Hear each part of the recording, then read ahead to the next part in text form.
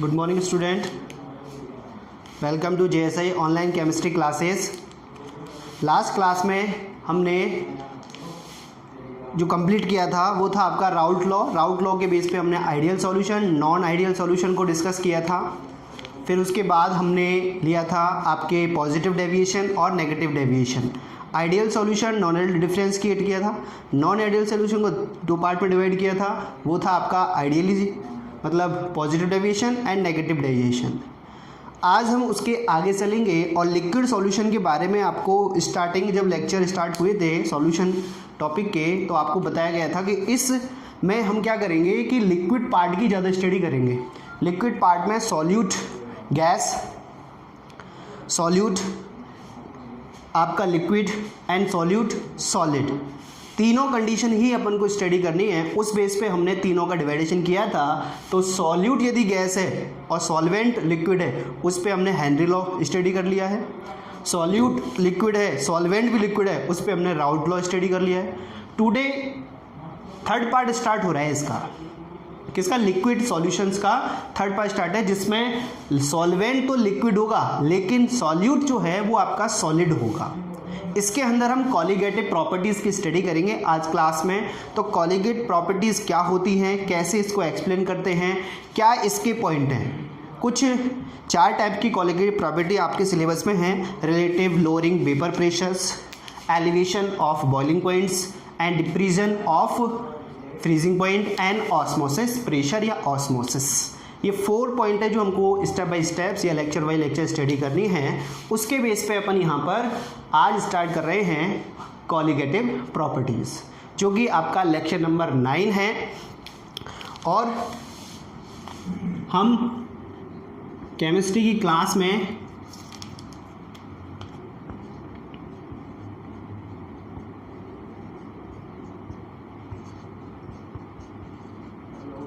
Lecture number 9 की study करेंगे। Is it clear? Chemistry class में लेक्चर नंबर 9 और टॉपिक आपका सॉल्यूशन चल ही रहा है। उसके अंदर भी आज जो हम स्टार्ट करने वाले हैं that one colligative properties. Which one is colligative properties. अब what is the colligative properties? First we clear what is mean of colligative. देखो कॉलिगेटिव जो वर्ड है वो 2 वर्ड से मिलकर बना है, एक तो को और एक लेगेटिव। को का मतलब होता है मॉलिक्यूल्स और लेगेटिव्स का मीन्स होता है आपका कोई ना कोई amount of particles. Is it clear? 2 word से मिलकर बना है। वो 2 वर्ड्स कौन से हैं इसके?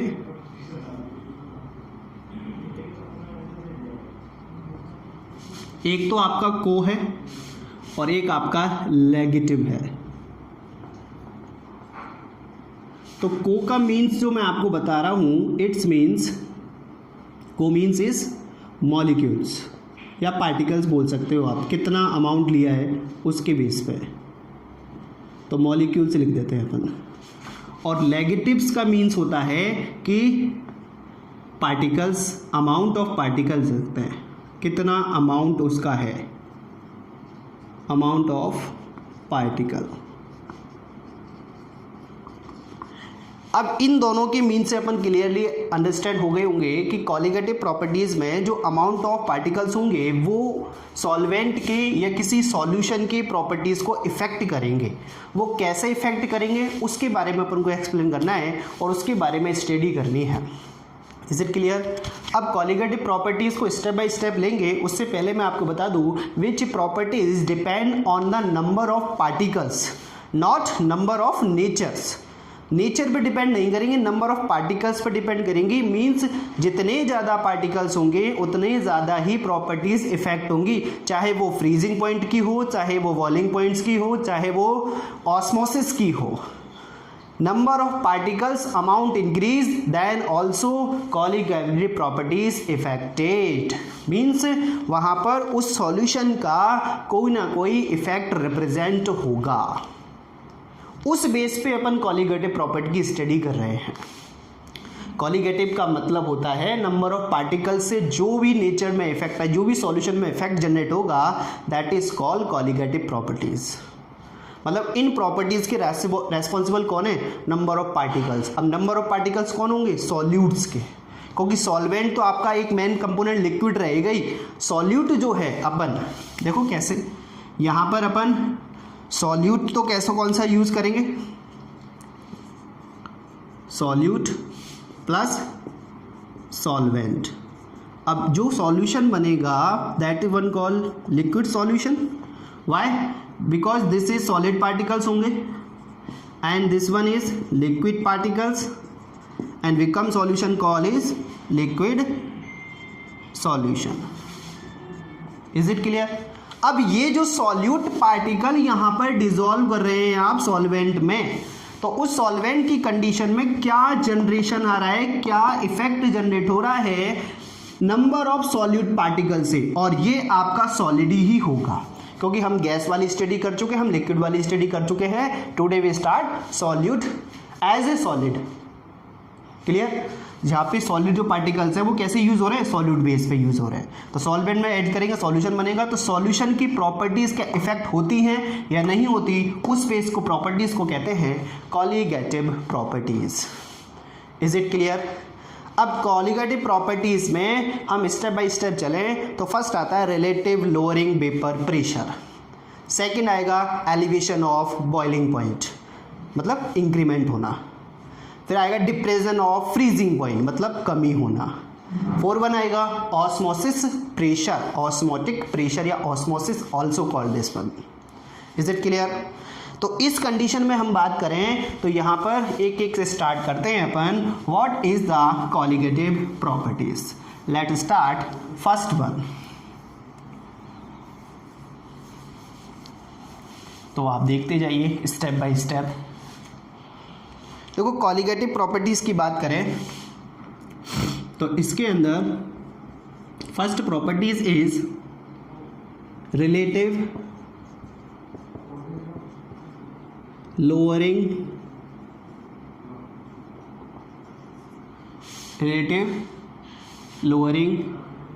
इन वेपर प्रेशर, वेपर प्रेशर। ये आपका फर्स्ट पॉइंट है, relative lowering in vapour pressure, मतलब जो सॉल्यूट आप डिसॉल्व कर रहे हो उस सॉल्यूट से क्या उसके सॉल्वेंट में वेपर इफेक्ट जनरेट होता है या नहीं होता। तो इसके लिए अपन एक प्रैक्टिकल करते हैं और प्रैक्टिकल से ही आपका एक्सप्लेनेशन आएगा। देखो तो इसके लिए मैं क्या करता हूँ, एक डायग्राम फॉर्मेशन करता हूँ। एक बीकर मैंने यहाँ यूज़ कर लिया, ये क्लोज बीकर अपन यूज़ करेंगे, दिस वन। इसके अंदर मैंने प्योर कोई सॉल्वेंट फिल किया है। Just imagine in this beaker we use water, मतलब इसके अंदर हमने वाटर ही यूज़ किया है। This one pure solvent, is it pure solvent. Is it clear? एक second apparatus we also use,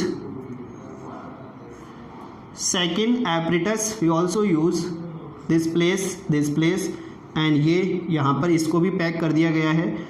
अब इसके अंदर मैंने वाटर के साथ साथ कोई सॉल्यूट पार्टिकल जो कि सॉलिड हैं वो भी ऐड किए हैं। मीन्स इसके अंदर NaCl प्लस H2O पार्टिकल्स हैं।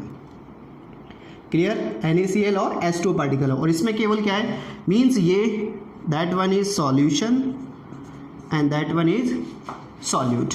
और कंडीशन ध्यान रखना, solute is solvent and become solution. ये जो सॉल्यूट होगा आपका, जो सॉल्यूट होगा that one is solid state, ये सॉलिड स्टेट में होगा। दैट इज लिक्विड स्टेट, ये लिक्विड स्टेट में होगा। Is it clear? अब यहाँ पे हमने सॉल्यूशन फॉर्मेशन किया है, यहाँ पे अपन ने सॉल्वेंट लिया है, तो दोनों को कंपैरिजन स्टडी कर रहे हैं। आपको नोटिस नहीं हो रहा तो थोड़ी डायरेक्ट लाइन में यहाँ रिप्रेजेंट कर देता हूँ। ये अपन ने डायरेक्ट लाइन यहाँ रिप्रेजेंट की है, ठीक है ना। ये दोनों बीकर ही पैक यूज़ किए हैं हमने। तो इस कंडीशन में क्या फॉर्मेशन होगा, क्या इफेक्ट होगा इस सॉल्यूशन पर या सॉल्वेंट के नेचर पर जब हमने सॉल्यूट मिलाया। तो देखो, जब मैं केवल वाटर यूज करता हूं तो इसके अंदर केवल वाटर के पार्टिकल्स ही हैं, वेल नोन है, केवल वाटर पार्टिकल्स हैं एवरी डायमेंशन में, सभी जगह, चाहे ऊपर लो, चाहे टॉप पे लो, चाहे बॉटम पे लो, चाहे लेफ्ट लो, चाहे राइट लो, सभी जगह वाटर पार्टिकल्स यूज होंगे नहीं होंगे। अब वाटर पार्टिकल्स यूज होंगे तो ये सॉल्वेंट की कंडीशन है, लेकिन जब मैं सॉल्यूशन ले रहा हूं तो उसमें NaCl के पार्टिकल H2O में डिसॉल्व है, मींस H2O के साथ साथ वहां पे NaCl के पार्टिकल्स भी प्रेजेंट है एज ए सॉल्यूट। क्लियर। तो जब हम इसको टेम्परेचर देते हैं तो एक टेम्परेचर पर जाकर, मींस वाटर कितने पे, इसका बॉइलिंग पॉइंट कितना है 100 डिग्री सेंटीग्रेड। तो 100 डिग्री सेंटीग्रेड टेम्परेचर एब्जॉर्ब करने पर वाटर पार्टिकल्स जो हैं वो क्या कन्वर्ट करने लग जाएंगे, वेपर फॉर्म कन्वर्ट करने लग जाएंगे, और वेपर पार्टिकल आपके यहाँ पे रिप्रेजेंट होने लगेंगे आफ्टर 100 या at 100 degree centigrade. Is it clear. ये ऐसे वेपर पार्टिकल्स आपको यहाँ पर नोटिस होने लग जाएंगे। मैंने थोड़ा बड़ा साइज दिखाया है जिससे आपको लगे कि हाँ ये हो रहा है। After some time vapour particle also applied some amount of force on the liquid surface, on the water surface. तो पहले तो कन्वर्जन हुआ liquid to vapour, then after some time vapour convert again liquid. तो ऐसी process continuously चलती रहती है at 100 degree centigrade पर। इक्विलिब्रियम की कंडीशन आ जाएगी कब, प्योर सॉल्वेंट है तब। लेकिन जब इसकी बात करते हैं तो यहाँ पर हम क्या कर रहे हैं, इस NaCl को यहाँ से रफ करके मैं थोड़ा प्लस करके नीचे लिख देता हूँ। इसमें क्या है आपका NaCl भी है, ठीक है ना, ये ध्यान रखना। तो अब जब इसको हीट करेंगे तो अपन को पता है वाटर का टेम्परेचर तो 100 डिग्री सेंटीग्रेड है ही है, बॉइलिंग पॉइंट 100 पे है, तो वो तो वेपर्स पे कन्वर्ट होगा, मतलब लिक्विड टू वेपर कन्वर्ट बनेगा। लेकिन वेपराइजेशन एक सरफेस रिएक्शन है। वेपराइजेशन क्या है, एक सरफेस, सबसे पहले ये वाले पार्टिकल्स ही वेपर में कन्वर्ट होंगे लिक्विड के, क्योंकि पहली लेयर कम होगी जब भी तो दूसरी लेयर का नंबर आएगा, फिर दूसरी लेयर के बाद तीसरी लेयर, फिर फोर्थ, फिर फिफ्थ, ऐसी layer by layer step by step चलता है। ये होगा क्या, फर्स्ट लेयर पे यहाँ पर वाटर के साथ साथ अब कौन प्रेजेंट है, NaCl की पार्टिकल भी प्रेजेंट है। इस कंडीशन में क्या था, सारे के सारे ही कौन थे, आपके वाटर पार्टिकल, क्योंकि प्योर कंडीशन यूज की थी हमने। यहाँ पर वाटर तो प्रेजेंट है ही है, साथ साथ NaCl के पार्टिकल्स भी हैं, तो जो वेपर्स बनेंगी ना वो बनेगी तो सही, लेकिन वो केवल सॉल्वेंट की बनेगी, वो आपके सॉल्यूट की नहीं बनेगी। नंबर ऑफ पार्टिकल्स यहाँ पर कम दिखेंगे, नंबर ऑफ पार्टिकल यहाँ पर ज़्यादा दिखेंगे। क्यों, क्योंकि NaCl is a non volatile, NaCl is non volatile compound या एलिमेंट बोल सकते हैं। Is it clear, non volatile compound. Non volatile means इसकी वेपर फॉर्म नहीं होती हैं। जब वेपर फॉर्म नहीं होगी तो वेपर प्रेशर भी अप्लाइड नहीं होगा, मीन्स यहाँ पे नंबर ऑफ वेपर पार्टिकल ज़्यादा है, कम है, इसलिए वेपर प्रेशर कम अप्लाइड होगा। यहाँ पर नंबर ऑफ वेपर पार्टिकल ज़्यादा है, मीन्स यहाँ पर वेपर प्रेशर ज़्यादा अप्लाइड होगा। Is it clear. Pure condition में केवल वाटर्स के ही वेपर फॉर्म होते हैं, इसलिए वेपर ज़्यादा बनती हैं एट 100 डिग्री सेंटीग्रेड। इसमें टेम्परेचर 100 से ज़्यादा ही देना पड़ेगा, चाहे वो कितना भी हो, 1 डिग्री सेंटीग्रेड ही ज़्यादा क्यों ना हो। Is it clear. तो उस कंडीशन में होगा क्या कि यहाँ पर तो जल्दी से ही वेपर फॉर्म हो जाएंगे, यहाँ देरी से वेपर फॉर्म होंगे। टेम्परेचर के साथ तो वृद्धि इंक्रीमेंट आया ही है, लेकिन वेपर्स नंबर पार्टिकल में भी कमी आई है, तो प्रेशर भी कम अप्लाइड होगा। इसको ही कहते हैं रिलेटिव लोअरिंग वेपर प्रेशर। अब ये किसके कारण हुआ, who is the responsible for lowering vapour pressure. Lowering vapour pressure के लिए रेस्पॉन्सिबल कौन है, आपका सॉलिड सॉल्यूट। क्यों, क्योंकि इसने नंबर ऑफ सॉल्यूट पार्टिकल्स की सरफेस एरिया पर पार्टिकल्स के नंबर्स कम कर दिए। जब कम कर दिए तो वेपर फॉर्म भी कम होगा, और वेपर फॉर्म भी कम होगा तो वेपर प्रेशर भी कम अप्लाइड होगा। Is it clear? सब कुछ मक्खन की तरह क्लियर है? माइंड में रख लेना बिल्कुल, कहीं भी किसी प्रकार का डाउट नहीं होना चाहिए, ठीक है। तो इस कंडीशन में वेपर प्रेशर ज़्यादा अप्लाइड होगा और सॉल्यूशन का वेपर प्रेशर कम है जब उस पर नॉन वॉलेटाइल या कोई सॉलिड सॉल्यूट प्रेजेंट है।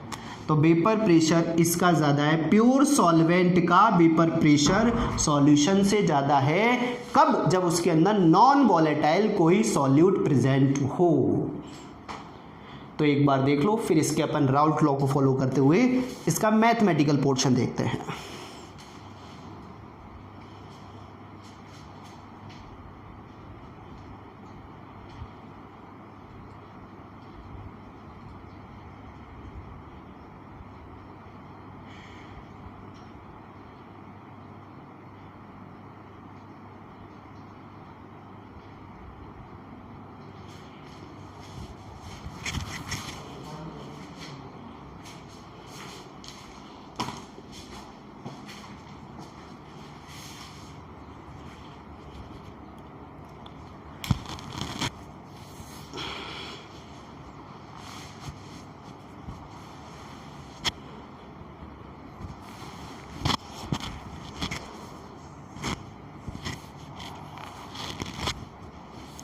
कॉलिगेटिव प्रॉपर्टीज़ आपको बता दी। कॉलिगेटिव प्रॉपर्टीज़ कौन किसके लिए रेस्पॉन्सिबल होती है? नंबर ऑफ पार्टिकल्स के लिए। अब नंबर ऑफ पार्टिकल्स सॉल्यूशन की प्रॉपर्टीज़ को इफेक्ट कर रही है।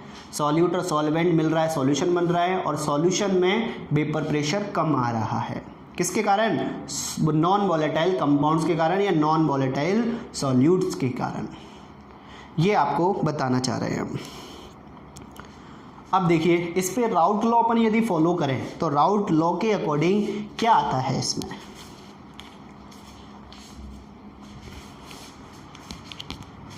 इधर साइड वाला पोर्शन में रफ कर देता हूं, यहां पे ही एक्सप्लेनेशन कर लेंगे अपन जरूरत के अकॉर्डिंग रफ कर लेंगे। तो देखते जाइए। देखो राउल्ट लॉ क्या कहता है,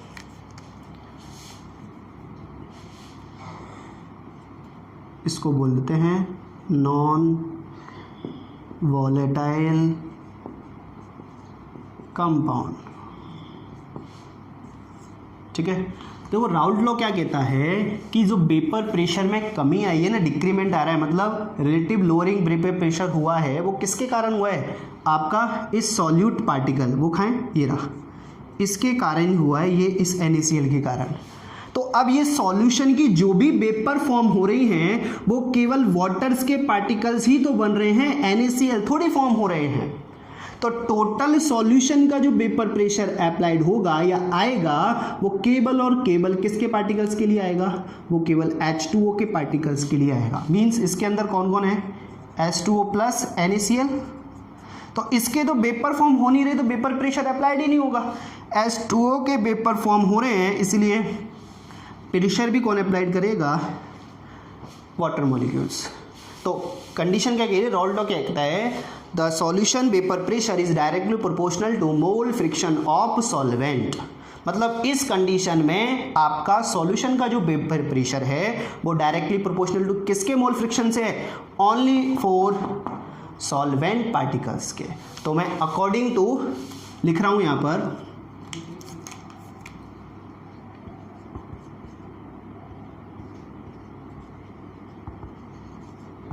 according to Raoult law,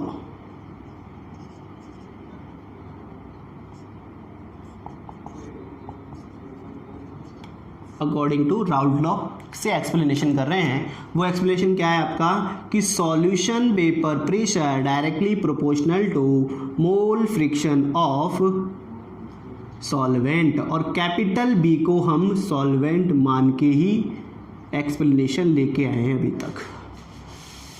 according to Raoult law proportional का साइन हटाते हैं तो सिंबल आता है आपका PB0 XB।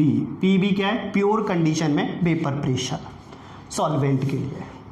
PS क्या है? Solution vapour pressure, solvent vapour pressure pure condition पे। XB क्या है? Mole friction of solvent.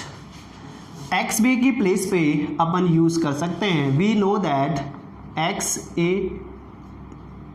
B equal to 1, तो X B equal to 1 minus X A. Is it clear?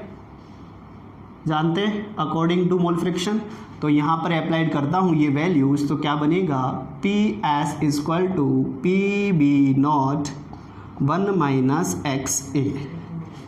Is it clear? इसको sort out करता हूँ मैं, तो sort out करने पर क्या बनता है, P S equal to P B naught minus P B naught X A. Is it clear? कोई प्रॉब्लम नहीं होनी चाहिए, मैथमेटिकल पोर्शन है, केवल सिंपल एंड स्वीट।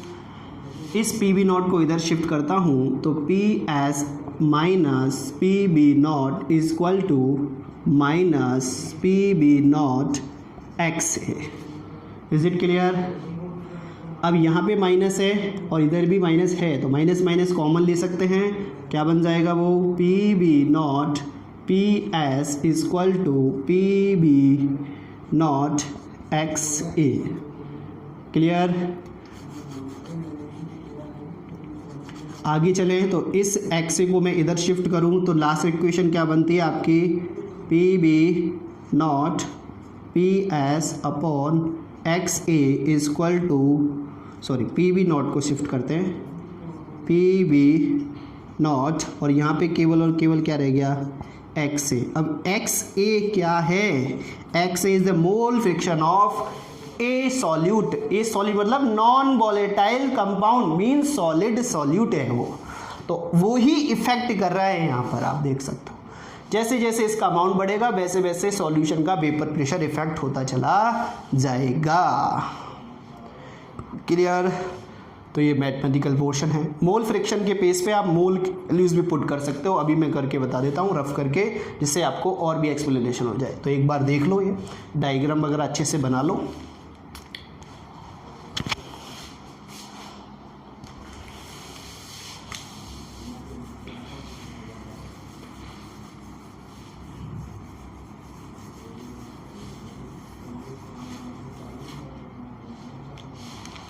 यहाँ पर अपन नोटिस करें तो हम जानते हैं एक्स ए क्या है, mole friction of A solute.